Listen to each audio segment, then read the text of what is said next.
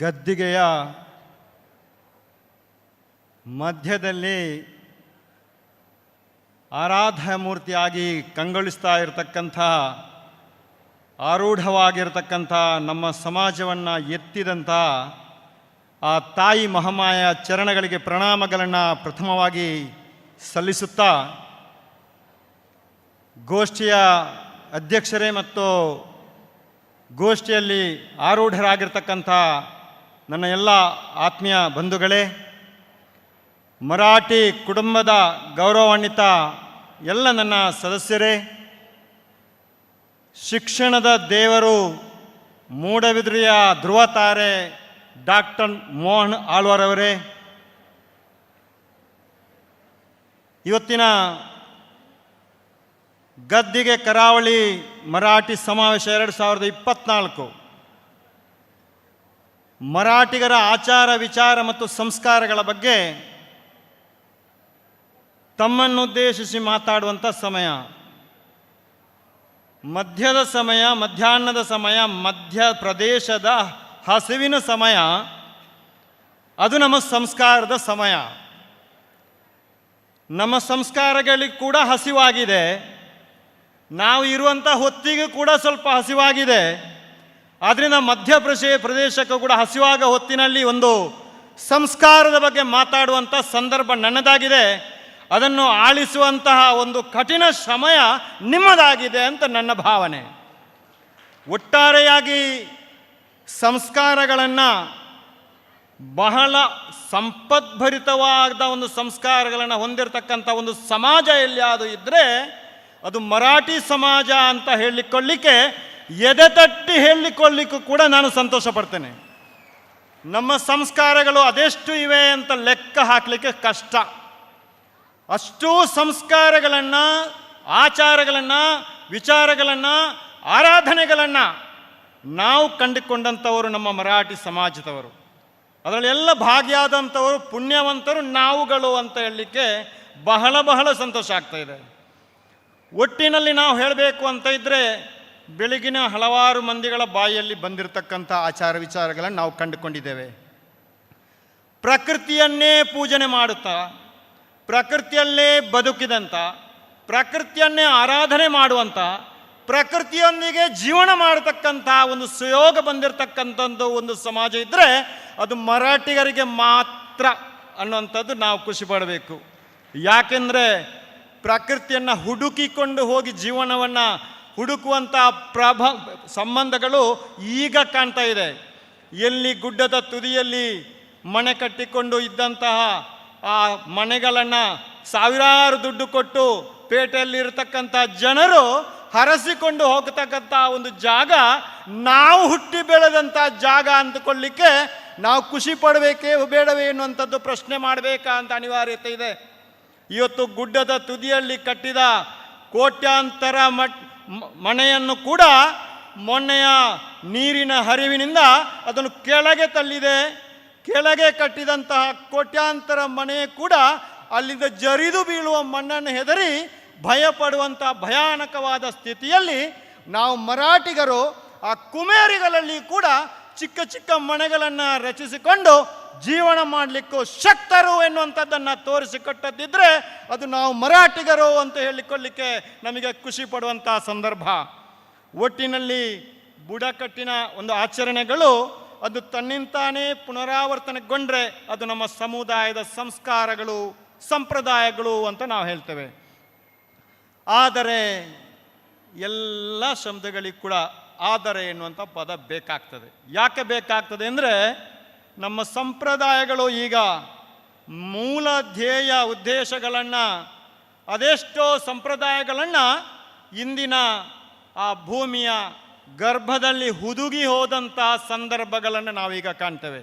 ನಾವಿವತ್ತು ಮರಾಠಿಗರು ಎದೆ ತಟ್ಟಿ ನಮ್ಮ ಸಂಸ್ಕಾರಗಳು ಅಂತ ಹೇಳಿಕೊಳ್ಳುವಂಥ ಆ ಸಂಸ್ಕಾರಗಳು ಅದು ಎಲ್ಲಿವೆ ಅಂದರೆ ಅದು ಕೆಲವು ಕೂಡ ಭೂಮಿಯಲ್ಲಿ ಹುದುಗಿ ಹೋಗಿದೆ ಅಂತ ಹೇಳಲಿಕ್ಕೆ ಬೇಸರವನ್ನು ಕೂಡ ವ್ಯಕ್ತಪಡಿಸಬೇಕಂತ ಅನಿವಾರ್ಯತೆ ಇದೆ. ವಿಚಿತ್ರವಾದ ಒಂದು ಆಹಾರ ಪದ್ಧತಿ ನಮ್ಮದು. ನಮ್ಮ ಆಹಾರ ಪದ್ಧತಿ ಏನಿತ್ತು? ನಾವು ಪೂಜೆಗಳಿಗೆ ಪುರಸ್ಕಾರಗಳಿಗೆ ಕೊಟ್ಟಂತಹ ಆಹಾರವನ್ನು ನಾವು ಸ್ವೀಕಾರ ಮಾಡ್ತೇವೆ. ಮಾಂಸಾಹಾರಿಗಳಾಗಿ. ಆದರೆ ದೈನಂದಿನ ನಾವು ಉಪಯೋಗ ಮಾಡುವಂಥ ಆಹಾರ ಪದ್ಧತಿಗಳು ಏನು ಅಂದರೆ ಅದು ಸಸ್ಯಾಹಾರವೇ. ಪ್ರಾರಂಭದ ದಿನಗಳನ್ನು ಯೋಚನೆ ಮಾಡೋಣ. ಗೆಡ್ಡೆಗೆಣಸುಗಳನ್ನು, ಎದ್ರೋಳಿಯಂತಹ ಆ ಕಾಯಿಗಳನ್ನು, ಒಕ್ಕೆಗರಲು ಎನ್ನುವಂತಹ ಗೆಣಸುಗಳನ್ನು ನಾವು ಅಗೆದು ತಿನ್ನುವಂತಹ ಸಂದರ್ಭವನ್ನು ನಾವು ಕಂಡುಕೊಂಡವರು. ಅಲ್ಲಿಂದ ನಮ್ಮ ಬಾಳು ಪ್ರಾರಂಭ ಆಗಿರತಕ್ಕಂಥದ್ದು. ಆ ಬಳಿಕ ನಾವು ಸ್ವಲ್ಪ ಮುಂದುವರಿದೆವು, ಕುಮೇರಿಗಳಿಗೆ ಬಂದೆವು. ಮುಖ್ಯ ಬೇಸಾಯವಾಗಿ ಕುಮೇರಿಯನ್ನು ನಾವು ಉಪಯೋಗ ಮಾಡಿದೆವು. ಆದ್ದರಿಂದ ನಮ್ಮ ಮೂಲ ಕಸುಬು ಎನ್ನುವಂಥದ್ದೇ ಕುಮೇರಿ ಬೇಸಾಯವೇ ಆಗೋಯಿತು. ಆ ಕುಮೇರಿ ಬೇಸಾಯದಲ್ಲಿ ನಾವು ಮರಗಳನ್ನು, ತರಗಲೆಗಳನ್ನು ಸುಟ್ಟು ಹಾಕಿ ಅಲ್ಲಿಯೂ ಕೂಡ ನಾವು ಕೃಷಿಯನ್ನು ಮಾಡಲಿಕ್ಕೆ ತೊಡಗಿದ್ದೆವು. ಇದು ಕುಮೇರಿ ಬೇಸಾಯ ಇವತ್ತು ನಮ್ಮ ಮೂಲ ಕಸುಬಾಗಿ ಪ್ರಚಲಿತ ಆಗಿದೆ. ಆದರೆ ಒಂದು ಮಾತನ್ನು ನಾವು ನೆನಪಿಟ್ಕೊಳ್ಬೇಕಾಗ್ತದೆ, ಗುಣಲಕ್ಷಣಗಳನ್ನು ಆಧರಿಸಿಕೊಂಡು ನಮಗೆ ಪರಿಶಿಷ್ಟ ಪಂಗಡಕ್ಕೆ ಸರ್ಕಾರ ಸೇರಿಸಿದೆ. ಹಾಗೆ ಹೇಳಿದರು, ಭಾಳ ಹಿಂದೆ ನಮ್ಮವರೊಂದು ಮನವಿಯನ್ನು ಕೊಟ್ಟು ನಮ್ಮನ್ನು ಆ ಪರಿಶಿಷ್ಟ ಪಂಗಡಕ್ಕೆ ಸೇರಿಸಿದರು ಅಂತ. ಅದನ್ನು ನಮ್ಮ ಸೇರಿಸಬೇಕಾದ್ರೆ ಒಂದು ಮೂಲ ಆಧಾರಗಳು 5 ವಿಚಾರಗಳು ನಮ್ಮಲ್ಲಿತ್ತು, ಸುಮ್ಮನೆ ಸೇರಿಸಲಿಲ್ಲ. ಮರಾಠಿಗರ ಬುಡಕಟ್ಟು ಜನಾಂಗದ ಗುಣಲಕ್ಷಣಗಳು ನಮ್ಮಲ್ಲಿ ಇವೆ ಅಂತ ನಮ್ಮನ್ನು ಸೇರಿಸಿದ್ದಾರೆ. 1ನೇ ಲಕ್ಷಣವಾಗಿ ವಿಶಿಷ್ಟವಾದ ಒಂದು ಸಂಸ್ಕೃತಿಗಳನ್ನು ನಾವು ಹೊಂದಿದ್ದೇವೆ ಅನ್ನುವಂಥ ನಮ್ಮನ್ನು ಸೇರಿಸಿದ್ದಾರೆ. ಸಾಮಾನ್ಯ ಜನರೊಂದಿಗೆ ನಾಚಿಕೊಳ್ಳುವಂಥವರಾಗಿದ್ದು ಬೇರೆಯೇ ನಾವು ಸಪರೇಟಾಗಿ ವಾಸ ಮಾಡ್ತಾ ಇದ್ದೇವೆ ಎನ್ನುವುದರ ಕಾರಣಕ್ಕಾಗಿ ನಾವು ಸೇರಿಸಿದ್ದೇವೆ.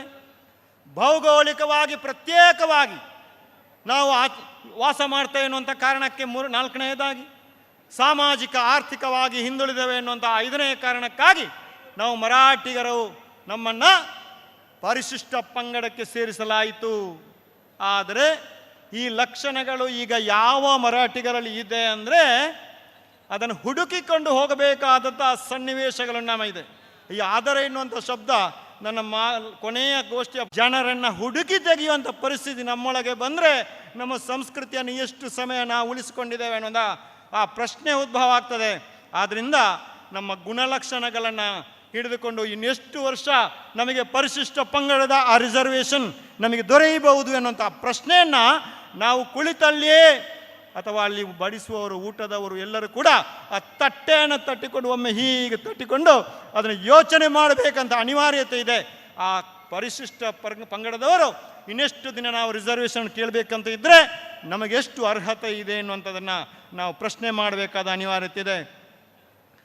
ನಮ್ಮನ್ನು ಉಳಿಸಿಕೊಂಡು ಬೆಳೆಸಿಕೊಂಡು ಬಂದಿರತಕ್ಕಂಥದ್ದು ನಮ್ಮ ಸಮಾಜದಲ್ಲಿ ನಮ್ಮ ಗುರಿಕಾರತ್ವ.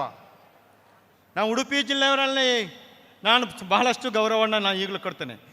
ಬಂಟ್ವಾಳ ಕಡೆಯಲ್ಲಿ ಸ್ವಲ್ಪ ಇದೆ, ಬೇರೆ ಬೇರೆ ಕಡೆಯಲ್ಲಿ ಸ್ವಲ್ಪ ಕೇರಳದ ಕಾಸರಗೋಡು ಕಡೆಯಲ್ಲಿ ಕೂಡ ಇದೆ. ಆದರೆ ನಮ್ಮ ಕೆಲವು ಕರಾವಳಿ ಭಾಗದಲ್ಲಿ ಅದನ್ನು ಸ್ವಲ್ಪ ಬಿಟ್ಟಿದ್ದೇವೆ.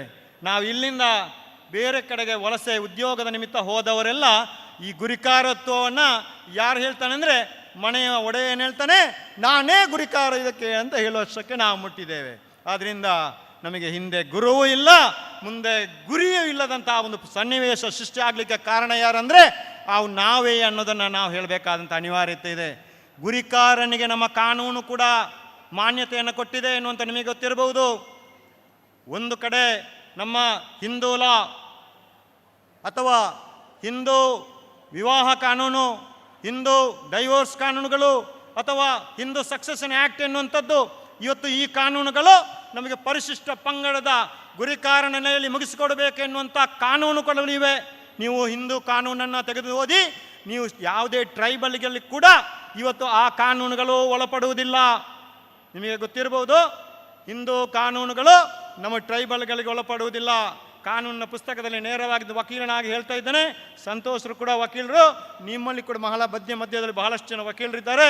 ಆ ಹಿಂದೂ ಕಾನೂನನ್ನು ತೆಗೆದು ಓದಿ, ಅದು ಹಿಂದೂ ಕಾನೂನು ಏನು ಹೇಳ್ತದೆ, ಒಬ್ಬ ಪರಿಶಿಷ್ಟ ಪಂಗಡಕ್ಕೆ ಸೇರಿದವ ಯಾವ ಧರ್ಮವನ್ನು ಆಚರಣೆ ಮಾಡ್ತಾನೆ, ಯಾವ ಧರ್ಮದೊಟ್ಟಿಗೆ ಹೋಗ್ತಾನೆ, ಆ ಅವಲಂಬನೆಯೇ ಅವನಿಗೆ ಆಧಾರವಾಗಿ ಆ ಧರ್ಮ ಇರ್ತದೆ ಹೊರತು ನಾವು ನಂಬಿದಂಥ ಆ ಹಿಂದೂ ಧರ್ಮದ ಕಾನೂನು ಚೌಕಟ್ಟು ನಮಗೆ ಬರ್ತಾ ಇಲ್ಲ. ಯಾರದನ್ನು ನಿವಾರಣೆ ಮಾಡಬೇಕು? ನಮ್ಮ ಸಮುದಾಯದಲ್ಲಿ ಬಂದಿರತಕ್ಕಂಥ ಯಾವುದೇ ಗಲಾಟೆಗಳಿರ್ಬೋದು, ಯಾವುದೇ ಸಮಸ್ಯೆಗಳಿರ್ಬೋದು, ಯಾವುದೇ ಮದುವೆ ವಿಚಾರಗಳಿರ್ಬೋದು, ಯಾರು ನಡೆಸಿಕೊಡ್ಬೇಕು ಅಂದರೆ ನಮ್ಮ ಸಮಾಜದ ಗುರಿಕಾರಣ ನಿಂತು ನಡೆಸಿಕೊಡ್ಬೇಕು ಎನ್ನುವಂಥದ್ದು ಕಾನೂನು ಹೇಳ್ತದೆ.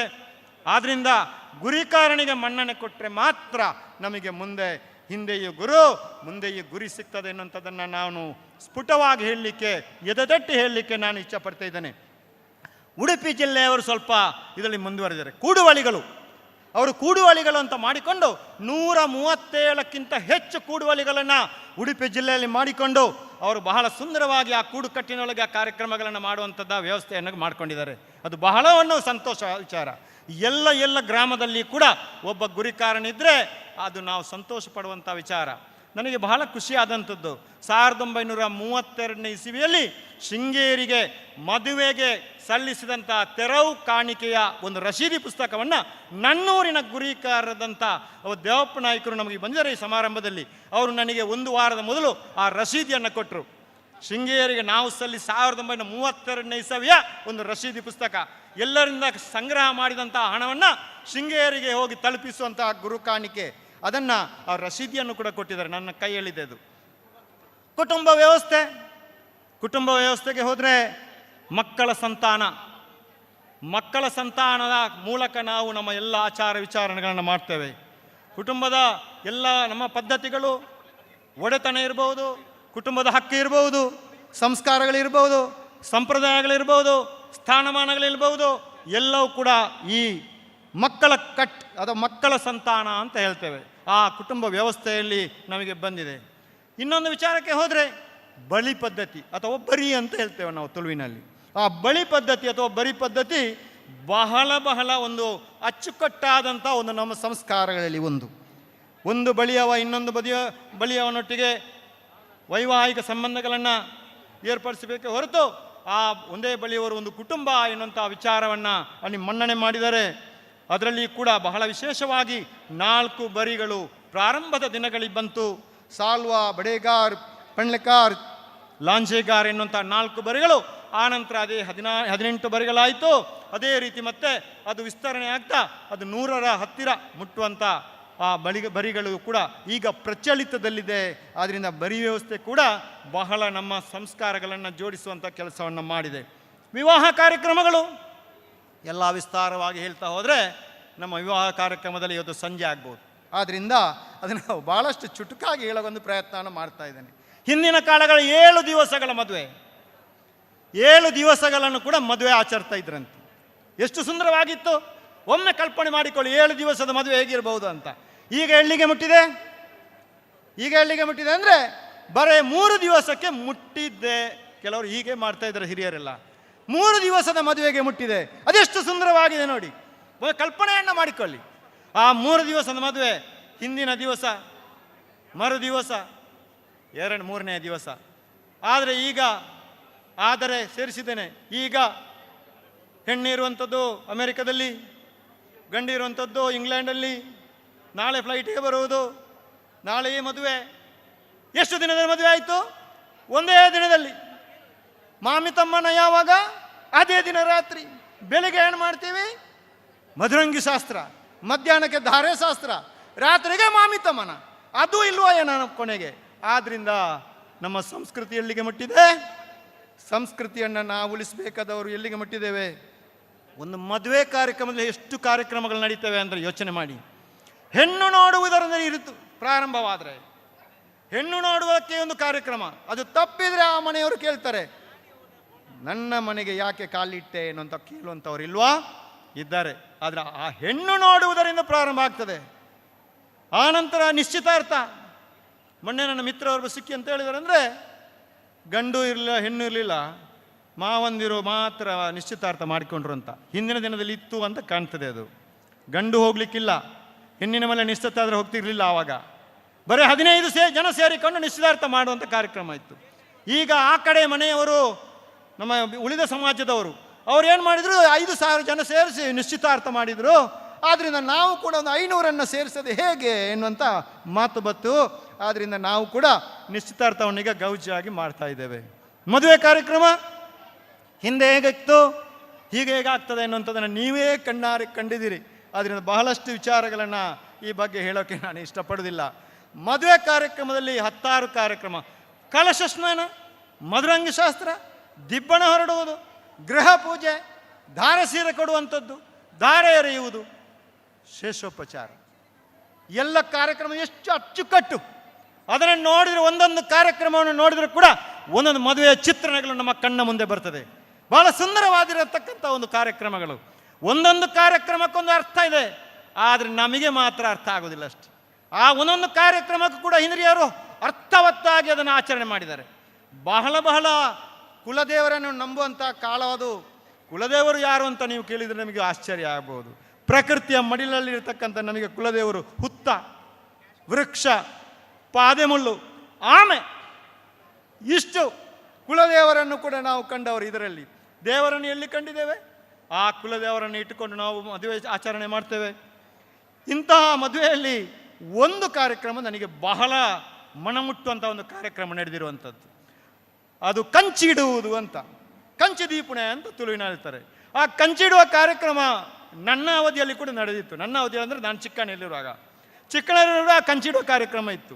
ಆ ಕಂಚಿಡುವಂಥ ಒಂದು ಕಾರ್ಯಕ್ರಮ ಅದೆಷ್ಟು ಅರ್ಥಪೂರ್ಣ ಅಂತ ಹೇಳಿದರೆ, ಅದರಲ್ಲಿ ಆ ಊರಿನ ಆ ಮದುವೆಯ ಗುರಿಕಾರ ಮದುವೆಯನ್ನು ಸಂಪೂರ್ಣವಾಗಿ ನಡೆಸಿ ವೀಳ್ಯ ಮತ್ತು 10 ರೂಪಾಯಿ ಮತ್ತು ಚಿಲ್ಲರೆ ಸ್ವಲ್ಪ ಇಟ್ಟುಕೊಂಡು ಅಲ್ಲಿ ಎದುರು ಕೂತ್ಕೊಂಡು ಪ್ರತಿಯೊಬ್ಬರು ಕೂಡ ವಧೂವರರಿಗೆ ಕೊಡ್ತಕ್ಕಂಥ ಶೇಷೋಪಚಾರದಲ್ಲಿ ಕೊಡ್ತಕ್ಕಂಥ ಕಾಣಿಕೆಯನ್ನು ಆ ವ್ಯಕ್ತಿಯ ಬರಿ, ಅವನ ಹೆಸರು, ಅವನ ಊರು ಮತ್ತು ಎಲ್ಲಿಗೆ ಅಥವಾ ಆ ಮದುಮಗಳಿಗೆ ಮತ್ತು ಮದುಮಗನಿಗಿರ್ತಕ್ಕಂಥ ಸಂಬಂಧವನ್ನು ಕೂಡ ಸಭೆಗೆ ಕರೆದು ಹೇಳುವಂಥ ಒಂದು ಸಂದರ್ಭ.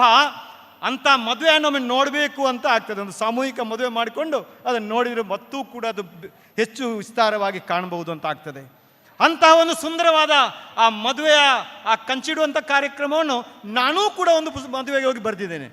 ಪುಸ್ತಕದಲ್ಲಿ ಒಬ್ಬ ಬರೆಯುವಂಥ ಕಾರ್ಯಕ್ರಮ, ಬಹಳ ಸುಂದರವಾದ ಕಾರ್ಯಕ್ರಮ. ಯಾರ್ಯಾರು ಎಷ್ಟೆಷ್ಟು ಕಾಣಿಕೆ ಕೊಟ್ಟಿದ್ದಾರೆ ಅಂತ. ಮದುಮಗಳಲ್ಲಿ ಆದರೂ ಅವನಿಗೆ ಕಾಣಿಕೆ ಕೊಡ್ತಿದ್ರೆ ಮದುಮಗಳನ್ನ ಕಡೆಡ್ತು ಇಂಚಿನವರೆಗೆ ಸೀರೆ ಅಥವಾ ಇಂಚಿನವರೆಗೆ ಕಾಣಿಕೆ, ಎಷ್ಟು ಚಂದವಾಗಿ ಆ ಕಾರ್ಯಕ್ರಮ ಮೂಡಿ ಬರ್ತಾ ಇತ್ತು. ಅದರಿಂದ ಆ 3 ಮದುವೆ ಆದರೂ ಇನ್ನಾದರೂ ಮುಂದೆ ನಡೀಲಿ ಅಂತ ಆ ತಾಯಿ ಮಹಾಮಾಯಲ್ಲಿ ನಾನು ಬೇಡ್ಕೊಳ್ಳುವಂಥದ್ದು. ಅದು ಇನ್ನೂ ಮುಂದೆ ಆದರೂ ಒಂದು ದಿನಕ್ಕೆ ಸೀಮಿತ ಆಗದೇ ಹೋಗಲಿ ಎನ್ನುವಂಥ ಆ ಪ್ರೇರಣಾ ಶಕ್ತಿ ತಾಯಿ ಕೊಡಲಿ. ಸೀಮಂತ ಕಾರ್ಯಕ್ರಮ ಬಹಳ ಮನಮುಟ್ಟುವಂಥ ಕಾರ್ಯಕ್ರಮಗಳು. ಮನಮುಟ್ಟುವಂಥ ಕಾರ್ಯಕ್ರಮ.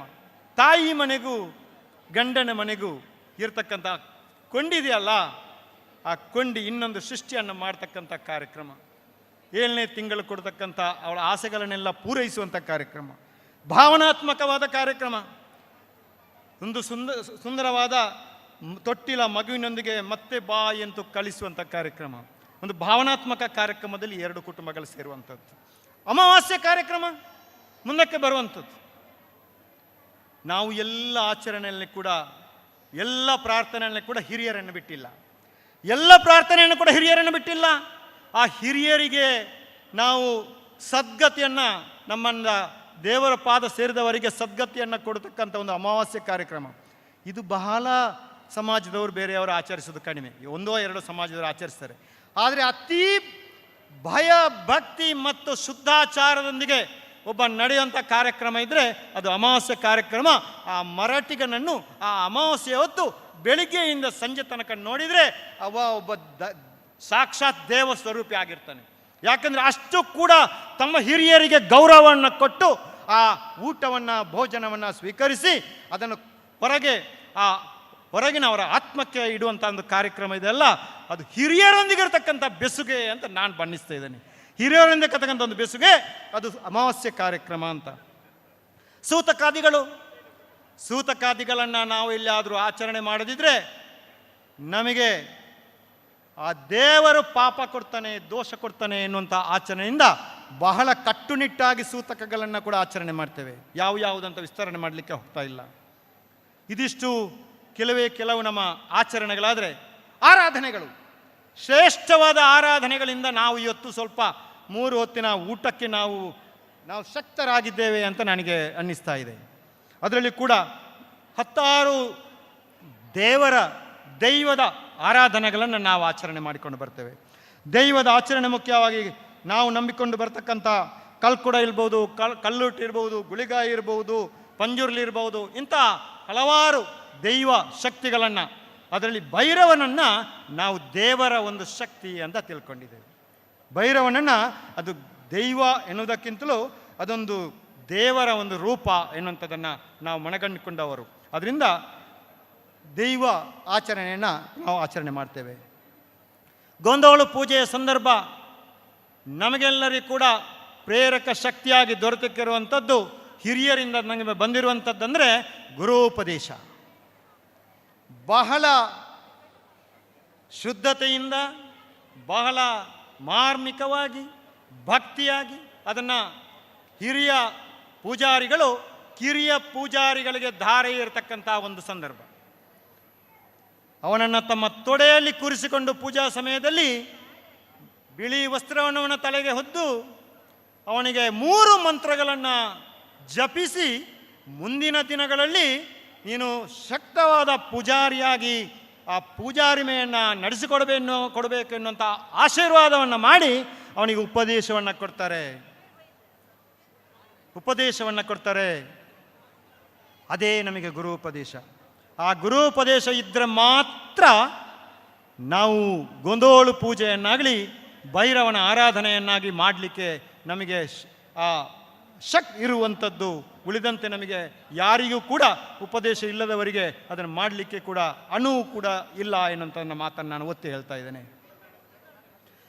ನಮ್ಮ ದೇವರ ಪುಣ್ಯ ನಮಗೆ ಕೊಟ್ಟಂಥ ಒಂದು ಆಶೀರ್ವಾದವೋ, ದೇವರು ನಮಗೆ ಕೊಟ್ಟಂಥ ಒಂದು ವರವೋ ಗೊತ್ತಿಲ್ಲ. ಯಾವುದೇ ಸಮಾಜದಲ್ಲಿ ಕೂಡ ಒಂದು ಮಹಿಳೆಗೆ ಒಂದು ಪೂಜಾ ವಿಧಿವಿಧಾನವನ್ನು ಕೊಟ್ಟದ್ದು ಇಲ್ಲ.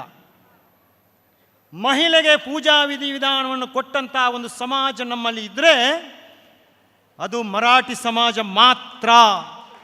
ಯಾಕೆ ನಾವು ಹೇಳ್ಬೋದಂದರೆ, ನಾವು ಮಹಿಳೆಯರಿಗೂ ಮತ್ತು ಪುರುಷರಿಗೂ ಒಟ್ಟಿಗೆ ಒಂದು ಗುರುಪದೇಶವನ್ನು ಕೊಡೋದರ ಮೂಲಕ ಆ ಗೋಂದೋಳು ಪೂಜೆಯನ್ನು ಮಹಿಳೆಗೂ ಕೂಡ ಒಂದು ಪೂಜಾ ಅವಕಾಶವನ್ನು ಕೊಟ್ಟಂಥ ಒಂದು ಸಮಾಜ ಇದ್ದರೆ ಅದು ನಮ್ಮ ಮರಾಠಿ ಸಮಾಜ ಎನ್ನುವಂಥದ್ದನ್ನು ನಾವು ಹೇಳ್ಬೋದು.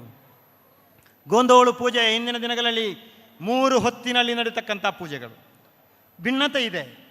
ಭೌಗೋಳಿಕ ಭಿನ್ನತೆಗಾಗಿ ಉಡುಪಿ ಮತ್ತು ದಕ್ಷಿಣ ಕನ್ನಡ, ಕೊಡಗು ಮತ್ತು ಕಾಸರಗೋಡು ಭಾಗ ಅಥವಾ ಉಡುಪಿ, ಕುಂದಾಪುರ ಆ ಭಾಗದಲ್ಲಿ ಗೋಂದೋಳು ಪೂಜೆಯನ್ನು ಮಾಡತಕ್ಕಂಥ ಕ್ರಮದಲ್ಲಿ ವ್ಯತ್ಯಾಸ ಇದೆ.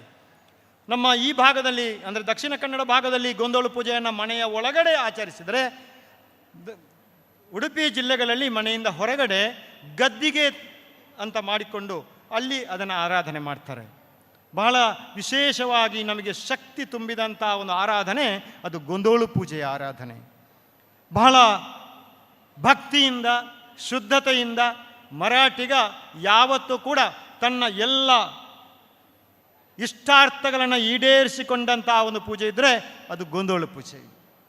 ಅದಕ್ಕಿಂತ ದೊಡ್ಡ ಆಚರಣೆ ಅಥವಾ ಆರಾಧನೆ ಅಥವಾ ಒಂದು ಪೂಜಾ ವಿಧಿ ನಮ್ಮಲ್ಲಿಲ್ಲ. ಯಾಕೆಂದರೆ ನಮಗೆ ಶಕ್ತಿ ಕೊಟ್ಟಿರುವಂಥದ್ದೇ ಅದು ಗೋಂದೋಳು ಪೂಜೆ. ಪ್ರಾರಂಭದ ದಿನದ ನೆನಪು ಮಾಡಿಕೊಳ್ಳುವ, ಒಂದು ಶೇಂದಿ ಮತ್ತು 10 ಕಾಲಿನ ಪ್ರಾಣಿ ಆಮೆಯನ್ನು ಕೂಡ ಪ್ರಸಾದ ಮಾಡಿಕೊಟ್ರೆ ಸಾಕಿತ್ತು. ಆದರೂ ಕೂಡ ಆ ದೇವಿ ಸಂತೋಷವನ್ನು ಪಡ್ತಾ ಇದ್ದಳು. ಆನಂತರ ಹಂದಿ ಬಲಿ ಕೊಟ್ಟೆವು, ಕೋಳಿಯನ್ನು ಬಲಿ ಕೊಡ್ತಾ ಇದ್ದೇವೆ. ಬೇರೆ ಬೇರೆ ಬಲಿಯನ್ನು ಕೊಡುವುದರ ಮೂಲಕ ಕೆಲವು ಕಡೆ ಆಡನ್ನು ಕೂಡ ಕೊಡ್ತಾರೆ ಅನ್ನೋಂಥ ಪುಸ್ತಕದಲ್ಲಿ ಓದಿ ತಿಳಿದುಕೊಂಡಿದ್ದೇನೆ. ಆದರೆ ನೋಡಲಿಲ್ಲ ಇಲ್ಲಿ ತನಕ. ಆ ಪೂಜಾ ವಿಧಿಗಳೊಟ್ಟಿಗೆ ನಾವು ಒಟ್ಟಿಗೆ ಹೋಗುವವರಾದ್ದರಿಂದ ಬಹಳ ಒಳ್ಳೆಯ ಆಚಾರದಿಂದ ಈ ಗೋಂದೋಳು ಪೂಜೆಯನ್ನು ನಾವು ನಡೆಸ್ತೇವೆ. ಆ ರೀತಿಯ ಆರಾಧನೆ ನಮ್ಮಲ್ಲಿದೆ. ವಿಶೇಷವಾಗಿ 3 ಹೊತ್ತಿನಲ್ಲಿ ನಡೀಬೇಕಂತ ಪೂಜೆ. ಈಗ ಸ್ವಲ್ಪ ಅದರಲ್ಲಿ ನಾವು ಸಮಯದ ಬದಲಾವಣೆಯನ್ನು ಮಾಡಿಕೊಂಡಾಗಿ ಬೇಸರ ಆಗ್ತಾ ಇದೆ. ಮಧ್ಯಾಹ್ನ ದೀಪ ಉರಿಸಿ ಸ್ನಾನ ಮಾಡಿ ಆ ಪೂಜೆಯ ಭೋಜನವನ್ನು ಸ್ವೀಕರಿಸಿದ ಮೇಲೆ ಸಂಜೆಯ ಹೊತ್ತಿಗೆ ಭೈರವನ ಆರಾಧನೆ ಗದ್ದಿಗೆ ಏರಿಸುವ ಮೂಲಕ, ದೀಟಿಕೆಯನ್ನು ಬೆಳಗುವುದರ ಮೂಲಕ ನಾವು ದರ್ಶನ ಪಾತ್ರೆಯಿಂದ ಆ ಅಭಿಷ್ಟಗಳನ್ನು ಪಡೆದ ಮೇಲೆ ಪ್ರಸಾದ ವಿತರಣೆ ಮೇಲೆ ಗದ್ದಿಗೆ ಏರಿಸುವಂಥ ಆ ಕ್ರಮವನ್ನು ಆಚರಿಸ್ತಾ ಇದ್ದಂಥ ನಾವು ಮರುದಿನ ಮಧ್ಯಾಹ್ನ ಮತ್ತೆ ಆ ದೇವರ ಕೆಲಸವನ್ನು ಮಾಡ್ತಕ್ಕಂಥ ಪೂಜಾ ಪಾತ್ರೆಗಳನ್ನು ನಮಗೆ ಅವರ ಮಧ್ಯಾಹ್ನದ ಊಟವನ್ನು ಬಡಿಸಿ ಅವರ ಪಾದವನ್ನು ಸ್ಪರ್ಶಿಸಿ ಅವರಿಂದ ಆಶೀರ್ವಾದವನ್ನು ಬೇಡಿ ಅವರಿಂದ ಆಶೀರ್ವಾದವನ್ನು ಪಡೆದು ಆ ಮನೆಯವರು ಸಂತುಷ್ಟ ಆಗುವ ತನಕ 3 ಹೊತ್ತಿನ ಪೂಜೆ ಅದಾಗಿತ್ತು. ಇದೀಗ ಬರುವವರ ಎಲ್ಲ ಮಾತಲ್ಲಿ ಕೂಡ ಹೇಗಿದೆ ಅಂದರೆ ಪೂಜೆ ಎಷ್ಟು ಗಂಟೆಗೆ ಮುಗಿಪುವರು ಅಂತ. ಎಷ್ಟು ಗಂಟೆಗೆ ಪೂಜೆ ಮುಗಿಸ್ತೀರಿ ಎನ್ನುವಂಥ ಪ್ರಶ್ನೆಯನ್ನು ಕೇಳ್ತಾರೆ. ಇನ್ನೂ ಸ್ವಲ್ಪ ಮುಂದೆ ಹೋದರೆ ಕಾಂಟ್ರಾಕ್ಟ್ ಆಗಿದೆ ಪೂಜಾ ವಿಧಿವಿಧಾನಗಳು. ಬಹಳ ದುಃಖ ಆಗುತ್ತಂತು. ದಕ್ಷಿಣ ಕನ್ನಡದಲ್ಲಿ ಒಂದು ಕಾಂಟ್ರಾಕ್ಟ್ ಪೂಜೆಗಳು ಈಗ ಏರ್ಪಾಡಾಗಿದೆ. ಆ ಕಾಂಟ್ರಾಕ್ಟ್ ಹೇಗೆ ನಡೀತದೆ ಅಂದರೆ, ಮನೆಯ ಯಜಮಾನ ಬಿಳಿ ಶರ್ಟು, ಬಿಳಿ ಒಂದು ಅಂಗಿ ಸುತ್ತಿ ಇದು ಲುಂಗಿ ಹಾಕಿಕೊಂಡು ನಿಂತರೆ ಸಾಕು ಅವರ ಮನೆಯವರು. ಎಲ್ಲವನ್ನು ಕೂಡ ಪೂಜಾರಿ ಅವ ಕಾಂಟ್ರಾಕ್ಟ್ ಮಾಡ್ತಾನೆ. ಹಂದಿಯನ್ನು ಅವನೇ ತರ್ತಾನೆ, ಕೋಳಿಯನ್ನು ಅವನೇ ತರ್ತಾನೆ, ಗದ್ದಿಗೆ ಪೂಜೆಯನ್ನು ಅವನೇ ಮಾಡ್ತಾನೆ, ಭೈರವಾರಾಧನೆ ಅವನೇ ಮಾಡ್ತಾನೆ, ಅದರ ಎಲ್ಲ ಕೆಲಸ ಕಾರ್ಯವನ್ನು ಅವನೇ ಮಾಡ್ತಾನೆ. ಕೊನೆಗೆ ಊಟವನ್ನು ಕೂಡ ಅವನೇ ಬಡಿಸೋ ಜನಗಳಿರ್ತದೆ, ಮಧ್ಯದಲ್ಲಿ ಹಾಡುವಂಥ ಭಜನೆಯೂ ಕೂಡ ಅವನ ಜನಗಳಿರ್ತದೆ. ಒಟ್ಟಾರೆಯಾಗಿ ಪೂಜಾ ವಿಧಾನಗಳು ಮಧ್ಯಾಹ್ನ 1 ಗಂಟೆಗೆ ಮಧ್ಯಾಹ್ನ 1 ಗಂಟೆಗೆ ಪ್ರಾರಂಭ ಆದರೆ ರಾತ್ರಿ 1 ಗಂಟೆಗೆ ಮುಗಿಸಿದರೆ ಬಂದವನಿಗೆ ಸಂತೃಪ್ತಿ ಆಗ್ತದೆ. ಪೂಜೆ ಮಾಡಿಸಿದಂತಹ 10 ವರ್ಷಗಳಿಂದ ಕನಸು ಕಂಡಂತಹ ಇಷ್ಟಾರ್ಥಗಳನ್ನು ಈಡೇರಿಸಿಕೊಂಡಂಥ ಆ ಮನೆಯ ಯಜಮಾನನಿಗೆ ಸಿಕ್ಕಿರುವಂಥದ್ದು ಅಷ್ಟೇ. ಎಷ್ಟು ಅಂತ ಹೇಳಿದರೆ ಅವರವರ ಭಾವಕ್ಕೆ, ಅವರವರ ಭಕ್ತಿಗೆ ಅಷ್ಟಕ್ಕೆ. ಅದರಿಂದ ಅದನ್ನು ಬಹಳ ಹೇಳುವುದಿಲ್ಲ. ಯಾಕೆಂದರೆ ನಾವು ತಿದ್ದಿಕೊಳ್ಬೇಕಾದ್ದು ನಮ್ಮ ಕರ್ತವ್ಯ. ಆದ್ದರಿಂದ ಮನೆಯ ಯಜಮಾನ ಮನಸ್ಸು ಮಾಡಿದರೆ ಎಲ್ಲವನ್ನು ಕೂಡ ತಿದ್ದಬಹುದು. ಈಸದೇವ ಅಂತ ಅದರೊಂದು ಕಾರ್ಯಕ್ರಮ ಇದೆ. ಅನಾದಿ ಕಾಲದಲ್ಲಿಯೂ ಕೂಡ ನಾವು ಬೆಂಕಿಯನ್ನು ಆರಾಧನೆ ಮಾಡಿದವರು ಎನ್ನುವುದು ಕಾಣ್ತದೆ ಈಸದೇವ ಕಾರ್ಯಕ್ರಮದಲ್ಲಿ. ಆ ಈಸದೇವ ಕಾರ್ಯಕ್ರಮದಲ್ಲಿ ಹಿಂದಿನ ಕಾಲದಲ್ಲಿ ಕಲ್ಲನ್ನು ಹೊಡೆದು ಕೂಡ ಅಲ್ಲಿಯೇ ಬೆಂಕಿಯನ್ನು ಸೃಷ್ಟಿಸಿ ಮಾಡ್ತಿದ್ರಂತೆ. ಆನಂತರ ಈಗ ಏನು ಮಾಡ್ತಾರೆ, ನಮ್ಮ ಮನೆಯ ಒಳಗಿನ ಒಳಗೆ ಪ್ರಸಾದವನ್ನು ಅರ್ಪಿಸಿ ಪ್ರಾರ್ಥನೆಯನ್ನು ಅಗ್ನಿದೇವನಲ್ಲಿ ಮಾಡಿ ಪ್ರಸಾದವನ್ನು ತರ್ತಾರೆ. ಆ ಮೊದಲು ಕೂಡ ಭಸ್ಮವನ್ನು ನಾವು ಸ್ಮಶಾನದಿಂದ ತಂದು ಪೂಜೆ ಪುರಸ್ಕಾರವನ್ನು ಮಾಡ್ತಕ್ಕಂಥ ಒಂದು ದಿನ ಇತ್ತಂತ ಹೇಳ್ತಾ ಒಂದು ಪುಸ್ತಕದಲ್ಲಿ ಕಂಡಿದ್ದೇನೆ. ಆದರೆ ನಾವು ಹೇಳುವಂಥದ್ದು ಕೈ ಮುಗಿದು ಆ ತಾಯಿ ಮಹಾಮಾಯಿ ನಮಗೆಲ್ಲರಿಗೂ ಕೂಡ ಬುದ್ಧಿ ಕೊಡಲಿ. ಆ 3 ಗಳಿಗೆಯ ಪೂಜೆ ಆದರೂ ನಮ್ಮಲ್ಲಿ ಇರಲಿ, ಆ 3 ಗಳಿಗೆಯ ಪೂಜೆ ಆದರೂ ನಮ್ಮಲ್ಲಿ ಇರಲಿ. ಅಷ್ಟನ್ನಾದರೂ ನಾವು ಆಚರಿಸಿ ಮಾಡಿಕೊಳ್ಳೋಣ, ನಮ್ಮ ವಿಚಾರಗಳನ್ನು ಅದರಲ್ಲಿ ನಾವು ತಿದ್ದುಕೊಳ್ಳೋಣ ಅಂತ ಹೇಳ್ತೇನೆ. ಆ ಕಾಂಟ್ರಾಕ್ಟ್ ಎನ್ನುವಂಥ ಶಬ್ದ ಉಳಿದ ಕಡೆಗಳಲ್ಲಿ ಮಾತ್ರ ಇರಲಿ, ಯಾವುದಕ್ಕೆ ಬಂದಿದೆ ಆ ಕಾಂಟ್ರಾಕ್ಟು ಅಲ್ಲೇ ಇರಲಿ ಹೊರತು ನಮ್ಮ ಸಂಸ್ಕಾರದೊಟ್ಟಿಗೆ ಅದು ಜೋಡಿಸಿಕೊಳ್ಳುವುದು ಬೇಡ ಎನ್ನುವಂಥದ್ದೇ ನನ್ನ ಆಶಯ. ಮುಂದಿನ ಆಚರಣೆಗಳನ್ನು ನಾವು ಮಾತಾಡ್ತಾ ಹೋದರೆ, ಉಡುಪಿ ಜಿಲ್ಲೆಯಲ್ಲಿ ಗದ್ದಿಗೆ ಅಮ್ಮನವರ ಆ ದೇವಸ್ಥಾನಗಳು ಬಹಳ ಸುಂದರವಾಗಿ, ಬಹಳ ಆರಾಧಕವಾಗಿ, ಎಲ್ಲರೂ ಕೂಡ ಒಪ್ಪುವ ರೀತಿಯಲ್ಲಿ ಆ ಗದ್ದಿಗೆ ದೇವಸ್ಥಾನಗಳನ್ನು ನಿರ್ಮಾಣ ಮಾಡಿದ್ದಾರೆ. ಒಂದು ಗ್ರಾಮದಲ್ಲಿ 2 ಪೂಜೆಗಳಿದ್ದರೆ ಪಕ್ಕದ ಗದ್ದಿಗೆ ದೇವಸ್ಥಾನದಿಂದ ಗದ್ದಿಗೆಯನ್ನು ತಂದರೂ ಕೂಡ ಪೂಜೆ ಮಾಡ್ತಾರೆ. ಅಥವಾ ಅಕ್ಕ ತಂಗಿಯರ ಗದ್ದಿಗೆ ಅಂತ ಕೂಡ ಒಂದೇ ಗ್ರಾಮದಲ್ಲಿ 2 ಗದ್ದೆಯನ್ನು ಇಟ್ಕೊಂಡು ಕೂಡ ಪೂಜಿಸುವಂಥ ಕ್ರಮ ಇದೆ. ಮನೆಯ ಅಂಗಳದಲ್ಲಿ ಗದ್ದಿಗೆಯನ್ನು ನಿರ್ಮಾಣ ಮಾಡಿಕೊಂಡು ಗದ್ದಿಗೆ ದೇವಸ್ಥಾನದಿಂದ ಗದ್ದಿಗೆ ಆ ಪೆಟ್ಟಿಗೆಯನ್ನು ತಂದು ಅದರಲ್ಲಿ ಹಲವು ಪರಿಕರಗಳನ್ನು ದೇವರ ಪರಿಕರಗಳನ್ನು ದೇವರ ಮೂರ್ತಿಯಿಂದ ಹಿಡಿದು ಚೌಡಿಕೆ ವಾದ್ಯ ಆಭರಣದಿಂದ ಹಿಡಿದು ಈ ಪರಿಕರಣಗಳನ್ನ ತಂದು ಅದನ್ನು ಸಂಜೆಯ ವೇಳೆಗೆ ಗದ್ದಿಗೆಯಲ್ಲಿ ಪ್ರತಿಷ್ಠಾಪನೆಗೊಳಿಸಿ ಬಹಳ ವಿಜೃಂಭಣೆಯಿಂದ ಪೂಜೆಗಳನ್ನು ಮಾಡ್ತಾರೆ. ಆದರೆ ಈ ಭಾಗದ ದಕ್ಷಿಣ ಕನ್ನಡದಲ್ಲಿ 5 ದೀಟಿಕೆಯನ್ನು ಮಾತ್ರ ಬೆಳಗುವಂಥ ಕ್ರಮ ಇದೆ. ಆದರೆ ಆ ಕಡೆಯಲ್ಲಿ ಉಡುಪಿ ಜಿಲ್ಲೆಯಲ್ಲಿ ಆ ದೀಟಿಕೆ ಅದು ಕ್ರಮ, ಆ 5 ದೀಟಿಕೆ ಎನ್ನುವಂಥದ್ದು ಪಂಚದೀಟಿಕೆ ಎನ್ನುವಂಥದ್ದು ಇದ್ದರೂ ಕೂಡ ಉಳಿದ ದೀಟಿಕೆಗಳು ಅದರಲ್ಲಿ ಸಂಖ್ಯೆಯಲ್ಲಿ ವ್ಯತ್ಯಾಸ ಇದೆ. ಅದನ್ನು ನಾವು ಏರಿಯಾ ವೈಸ್ ನಾವು ಅದನ್ನು ಆಚರಣೆಯಲ್ಲಿ ಯಾವುದು ತಪ್ಪು ಯಾವುದು ಸರಿ ಅಂತ ನಾವು ಅದನ್ನು ಮಾಡೋದಲ್ಲ. ಎಲ್ಲ ಆಚರಣೆಗಳು ಕೂಡ ಸರಿ, ಭೌಗೋಳಿಕ ಪ್ರದೇಶಕ್ಕೆ ಅನುಗುಣವಾಗಿ ಅದನ್ನು ನಾವು ಆಚರಣೆ ಮಾಡ್ತಾ ಹೋಗ್ತೇವೆ. ಭೈರವ ಆರಾಧನೆ, ಭೈರವನ ಆ ಶಕ್ತಿ ಶಿವನ ಶಕ್ತಿ ಅಂತ ನಾವು ತಿಳ್ಕೊಂಡಿದ್ದೇವೆ. ಶಕ್ತಿ ಪೂಜೆಯಲ್ಲಿ ಗೊಂದೋಳು, ಭೈರವನ ಆರಾಧನೆ ಈ ಭಾಗದಲ್ಲಿ ನಮ್ಮ ದಕ್ಷಿಣ ಕನ್ನಡದಲ್ಲಿ ಅದು ಭೈರವ ವನ ಅಥವಾ ಬನ ಅಂತ ಇರ್ತದೆ. ಆ ಬನದಲ್ಲಿ ಆಚರಣೆ ಮಾಡುವಂಥ ಪದ್ಧತಿಯನ್ನು ನಾವು ಇಟ್ಕೊಂಡಿದ್ದೇವೆ. ಅದೇ ರೀತಿಯಲ್ಲಿ ಉಡುಪಿ ಕಡೆಯಲ್ಲಿ ಅದನ್ನು ದೇವರ ಗೊಂದೋಳು ಪೂಜೆಯ ಬಳಿಯಲ್ಲಿ ಅದನ್ನು ಪೂಜೆ ಮಾಡತಕ್ಕಂಥ ಒಂದು ಕ್ರಮವನ್ನು ಆ ಕಡೆಯಲ್ಲಿ ಇಟ್ಕೊಂಡಿದ್ದೇವೆ. ಬಾಲಸಾಂತು ಕುಣಿತ ಆಗ ಉಲ್ಲೇಖ ಮಾಡಿದರು. ನಮ್ಮ ಆಚಾರ ವಿಚಾರಗಳನ್ನು ಎಷ್ಟು ಹೇಳಿದರೂ ಸಾಕಾಗಲ್ಲ. ವಿಶಿಷ್ಟವಾದ ಒಂದು ಆಚರಣೆ ಬಾಲಸಾಂತು. ಶೃಂಗೇರಿಯ ಶಾರದೆಗೂ ಮರಾಠಿ ಜನಾಂಗಕ್ಕೂ ಇರತಕ್ಕಂಥ ಒಂದು ಸಂಬಂಧವೋ ಏನೋ. ಅದರಲ್ಲಿ ಬಾಳಮ್ಮನ ಕಥೆಯನ್ನು ನೀವೆಲ್ಲ ಕೇಳಿದಿರಿ. ಬಾಳಮ್ಮನಿಗೆ ಶೃಂಗೇರಿಯ ಆ ವರ ಸಿಕ್ಕಿದ್ದರಿಂದ ಆ ಬಾಳಮ್ಮನ ಆ ಕುಣಿತವನ್ನು ಬಹಳ ವಿಜೃಂಭಣೆಯನ್ನು ಮಾಡ್ತಾರೆ. ನಮಗೆ ಈ ಬಾಳಸಾಂತು ಎನ್ನುವಂಥ ಕುಣಿತ ಈಗ ನಶಿಸಿ ಹೋಗುವಂಥ ಸಂದರ್ಭ ಬಂದಿದೆ, ದುಃಖ ಆಗ್ತದೆ. 1977ನೇ ಇಸವಿಯಲ್ಲಿ ಬಂಟ್ವಾಳ ತಾಲೂಕಿನ ಕೇಪು ಗ್ರಾಮದಲ್ಲಿ ಆದಂಥ ಆ ಬಾಳಸಾಂತು ಕುಣಿತ ಅದು ದಾಖಲೆಯಲ್ಲಿ ಸೇರಿಕೊಂಡಿದೆ. ಅದೇ ರೀತಿಯಲ್ಲಿ ಬಾಳಸಾಂತು ಆಚರಣೆ ಅಡ್ಯನಡ್ಕ ಪ್ರದೇಶದಲ್ಲಿ ಹಿಂದೆ ಭಾಳ ವಿಜೃಂಭಣೆಯಿಂದ ಭಕ್ತಿಯಿಂದ ಅದನ್ನು ಆ ಕುಣಿತವನ್ನು ಮನೆ ಮನೆಗೆ ಹೋಗಿ 7ರಿಂದ 11 ದಿನಗಳು ಕೂಡ ಆಚರಣೆಯನ್ನು ಮಾಡ್ತಕ್ಕಂಥ ಸಂದರ್ಭ ಇತ್ತು. ಅದರ ಹಾಗೆ ಹೋಳಿ ಕುಣಿತ ನೀವು ನೋಡಿದಿರಿ, ಅದರ ಬಗ್ಗೆ ನಾನು ಮತ್ತೆ ಹೇಳಲ್ಲ. ಬಹಳ ಅದ್ಧೂರಿಯಾಗಿ ಒಳ್ಳೆಯ ವಸ್ತ್ರಗಾಡಿಕೆಯಿಂದ ಒಂದು ಒಳ್ಳೆಯ ಕುಣಿತವಾಗಿ ಆ ಮನೆಯ ಗುರಿಕಾರ ಹಿರಿಯರ ಆಶೀರ್ವಾದದಿಂದ ಅದು ನಡೀತಕ್ಕಂಥ ಒಂದು ಕಾರ್ಯಕ್ರಮ. ಹಿಂದೆಲ್ಲ 1 ತಿಂಗಳು ನಡೀತಕ್ಕಂಥ ಈ ಹೋಳಿ ಕುಣಿತ ಈಗೀಗ ಅದು ಕೂಡ 5 ದಿನಕ್ಕೆ ಸೀಮಿತವಾಗಿ ಅದನ್ನು ಮಾರ್ಪಾಡು ಮಾಡುವಂಥ ಸಂದರ್ಭ ಕೂಡ ಆಗಿದೆ. ಕೆಲವು ಕಡೆ ಅದು ಒಂದು ಕುಣಿತ, ಆ ಹೋಳಿ ಕುಣಿತ 1 ತಿಂಗಳು ಕೂಡ ಮಾಡಲಿಕ್ಕೂ ಸಾಧ್ಯತೆ ಇದೆ. ಆದರೆ ಹೆಚ್ಚಿನ ಕಡೆಗಳಲ್ಲಿ ಈಗ 5 ದಿನಕ್ಕೆ ಸೀಮಿತವಾದಂಥ ಸಂದರ್ಭ ಇದೆ. ಇದು ಒಂದೇ ಅಲ್ಲ, ಇಂಥ 10 ಆಚರಣೆಗಳು ನಮ್ಮಲ್ಲಿವೆ. ಮುಡಿಪು ಕಾರ್ಯಕ್ರಮ, ದೇವರ ಕುಲದೇವರನ್ನು ಆರಾಧನೆ ಮಾಡಿ ಆ ವೆಂಕಟೇಶ್ವರ ಸ್ವಾಮಿಗೆ ಹಾಕುವಂಥ ಕಾಣಿಕೆ. ನಾನೆಲ್ಲಿಯಾದರೂ ಊರಲ್ಲಿದ್ದರೂ ಇಲ್ಲದಿದ್ದರೂ ಕೂಡ ನನ್ನ ತಲೆಯ ಲೆಕ್ಕದಲ್ಲಿ 1 ಕಾಣಿಕೆಯನ್ನು ಹಾಕುವಂಥ ಪದ್ಧತಿ. ಅದೇ ರೀತಿ ಕುಮೇರಜ್ಜನಿಗೆ ಬಡಿಸುವ ಕಾರ್ಯಕ್ರಮ ಕಾಸರಗೋಡಿನ ಅಡೂರು ಕಡೆಗಳಲ್ಲಿ ಈಗಲೂ ಕೂಡ ಆಚರಣೆ ಮಾಡ್ತಾರೆ ಎನ್ನುವಂಥದ್ದನ್ನು ಕೇಳಿದ್ದೇನೆ. ಕುಮೇರಜ್ಜನಿಗೆ ಬಡಿಸುವುದು, ತಮ್ಮ ಕೃಷಿ ಬೆಳೆಗಳನ್ನು ನಾಶ ಮಾಡಬಾರ್ದು ಅಂತ ಕಡ್ಕೊಂಡು. ಅದೇ ರೀತಿಯಲ್ಲಿ ಮನೆ ತುಂಬಿಸುವಂಥ ಕಾರ್ಯಕ್ರಮಗಳು, ಹೊಸ ಅಕ್ಕಿ ಬುಧವಾರ ಊಟ ಹಿಂದಿನ ದಿನಗಳಲ್ಲಿ ನಾನು ನೋಡಿದ ಹಾಗೆ ಒಂದು ಮನೆಯಲ್ಲಿ ನಾನು ಊಟಕ್ಕೆ ಹೋಗಿದ್ದೆ, ನಮ್ಮ ಪಕ್ಕದ ಮನೆಯಲ್ಲಿ 75-80 ಜನ ಒಟ್ಟಿಗೆ ಕುಳಿತುಕೊಂಡು ಬುಧವಾರ ಊಟ ಮಾಡುವಂಥದ್ದು. ಈಗ ಅದು ಕೂಡ ಇಲ್ಲದಾಗಿದೆ. ಮೊನ್ನೆ ಆಚರಣೆ ಮಾಡಿದಂಥ ದೀಪಾವಳಿ, ತುಲಾ ಸಂಕ್ರಮಣ, ಕಾವೇರಿ ಸಂಕ್ರಮಣವನ್ನು, ಭಜನೆಯನ್ನು ಎಲ್ಲ ಮನೆಗಳಲ್ಲಿ ಕೂಡ ಆಚರಣೆ ಮಾಡುವಂಥ ಸಂದರ್ಭ. ಶೋಭಾನೆ ಹಾಡಿನ ಬಗ್ಗೆ ನಾನು ಆಗಲೇ ಹೇಳಿದೆ, ಹುಡುಕಿಕೊಂಡು ಹೋಗುವಂಥ ಪರಿಸ್ಥಿತಿ ಬಂದಿದೆ. ಹಾಗೆ ನಮ್ಮ ಸಮುದಾಯದ ಎಲ್ಲ ಆಚರಣೆಗಳು ಕೂಡ 10 ಆಚರಣೆಗಳು ಈಗ ಅಳಿವಿನಂಚಿಗೆ ಹೋಗಿದೆ.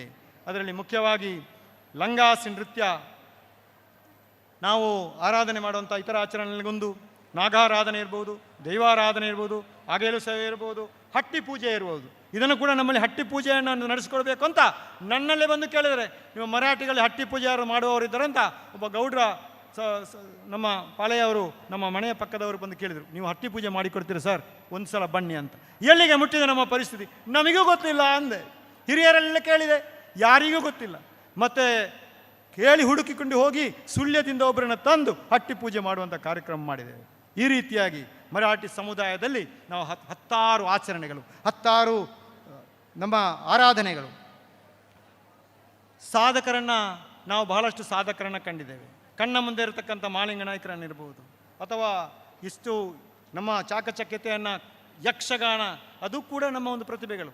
ಆ ರಂಗದಲ್ಲಿ ಬೆಳಗಿದಂಥ ಪಾಕಲಕುಂಜ ಕೃಷ್ಣ ನಾಯಕರು ಇರ್ಬೋದು, ಅಥವಾ ಸಾಂಸ್ಕೃತಿಕವಾಗಿ ಮರಾಠಿ ಜಾತಿಯಲ್ಲಿ ನಮ್ಮನ್ನು ರಂಜಿಸಿದಂಥ ಬಣ್ಣದ ವೇಷದ ಬೆಳ್ತಂಗಡಿ ತಾಲೂಕಿನ ಪಕಲಕುಂಜ ಕೃಷ್ಣ ನಾಯಕರು ಇರ್ಬೋದು, ಅಥವಾ ಸಾಂಸ್ಕೃತಿಕ ನಮಗೆಲ್ಲ ಮಾರ್ಗದರ್ಶನ ನೀಡಿದಂಥ 10 ಅನೇಕ ನಮ್ಮ ಭಾಗವತಿಗೆ ಅವರಿರ್ಬೋದು, ಚೇರ್ಕಾಡಿಯ ಮಾಧವ ನಾಯಕರು ಇರ್ಬೋದು, ಇವರನ್ನೆಲ್ಲ ನಾವು ಮತ್ತೆ ನೆನಪಿಸ್ತಾ ನಮ್ಮ ಪ್ರಮುಖ ಆಚರಣೆಗಳನ್ನು, ಆರಾಧನೆಗಳನ್ನು ನಾವು ಕಂಡಿದ್ದೇವೆ. ಆದರೆ ನಮಗೆ ಬೇಸರ ಇಷ್ಟೇ, ಎಲ್ಲ ಆಚರಣೆಗಳ ಎದುರು ನಾವು ಆದರೆ ಎನ್ನುವಂಥ ಶಬ್ದವನ್ನು ಉಪಯೋಗ ಮಾಡಬೇಕಾಯ್ತಲ್ಲ ಎನ್ನುವಂಥದ್ದನ್ನು. ನಂಬಿಕೆಗಳು, ಅದರಲ್ಲಿ ಎಲ್ಲ ನಂಬಿಕೆಲ್ಲ ನಿಮಗೆ ಹೇಳ್ತಾ ಇಲ್ಲ. ಆ 2 ನಂಬಿಕೆಗಳನ್ನು ನಾವು ಹೇಳ್ತೇನೆ. ಒಂದು, ನಮಗೆ ಹಿಂದೆ ನಾವು ಒಲೆಯಲ್ಲಿ ಮನೆಯ ಒಳಗಡೆ ಬೆಂಕಿ ಹಾಕಿದಾಗ ಅದು ಸುರುಗುಟ್ಟಿದ್ರು ಹೇಳ್ತಾ ಇದ್ರು ನನ್ನ ತಾಯಿ, ಇನ್ನು ಬಿನ್ನೇರು ಬರ್ಪೇರು ಅಂತ. ನಾವು ಕುಣಿಯುವುದು ಮಕ್ಕಳು, ನಮಗೆ ಬಿನ್ನೇರು ಬರ್ತಾರೆ, ನೆಂಟರು ಬರ್ತಾರೆ ಅಂದರೆ ಖುಷಿ, ಯಾಕಂದರೆ ಅವತ್ತು ಕೋಳಿ ಪದಾರ್ಥ ಇರ್ತದೆ ಅಂತ. ಭಾಳ ಕೋಳಿ ಪದಾರ್ಥ ತಿನ್ನಲಿಕ್ಕೆ ಭಾಳ ಆಸೆ. ಆವಾಗ ಮಳೆ ಬಂದಾಗ ಸಿಡಿಲು ಬರ್ತದೆ, ಸಿಡಿಲು ಬಂದಾಗ ತಾಯಿ ಹೇಳ್ತಾ ಇದ್ರು ಕತ್ತಿ ಅಡಕ್ಕೆ ಅಂತ, ಅಂಗಳಕ್ಕೆ ಕತ್ತಿಯನ್ನು ಬಿಸಾಡುವ ಅಂತ. ಇದು ನಂಬಿಕೆ, ಮರಾಠಿಗಳಲ್ಲಿ ತುಂಬಿಕೊಂಡದ ನಂಬಿಕೆ. ಇನ್ನೊಂದು ವಿಶಿಷ್ಟವಾದ ನಂಬಿಕೆಯನ್ನು ಓದಿ ನನಗೇ ಕೂಡ ನಗು ಬಂತು. ಚಿಕ್ಕ ಮಕ್ಕಳು ಹಲ್ಲು ತೆಗೆದಾಗ ನನ್ನ ಕೈಯನ್ನು ನನ್ನ ಮಾವಂದಿರು ಹಿಡ್ಕೊಳ್ಳೋದು, ಒಬ್ಬ ಮಾವ ನನ್ನ ಹಲ್ಲನ್ನು ತೆಗೆಯುವುದು, ನನ್ನ ಕೈಯಲ್ಲಿಟ್ಟು ಕೂಗುವುದು, ನಾನು ಆ ಕೈಯಲ್ಲಿಟ್ಟು 3 ತಲೆಗೆ ಸುತ್ತು ಹಾಕಿ ಆ ಮನೆಗೆ ಮಾಡಿಗೆ ಬಿಸಾಕು ಅಂತ ಹೇಳೋದು.